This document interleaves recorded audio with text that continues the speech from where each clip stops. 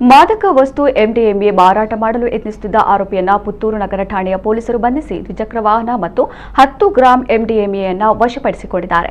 ಪುತ್ತೂರು ತಾಲೂಕಿನ ಕಬಕ ನಿವಾಸಿ 41 ವರ್ಷ ಪ್ರಾಯದ ಉಮ್ಮರ್ ಫಾರೂಕ್ ಬಂಧಿತ ಆರೋಪಿ.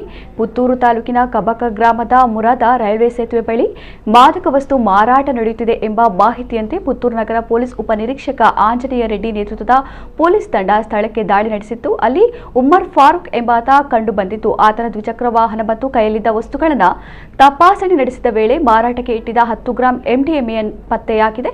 ಆರೋಪಿಯನ್ನು ವಶಕ್ಕೆ ಪಡೆದು ಪ್ರಕರಣ ದಾಖಲಿಸಲಾಗಿದೆ ಎಂದು ಪೊಲೀಸರು ತಿಳಿಸಿದ್ದಾರೆ.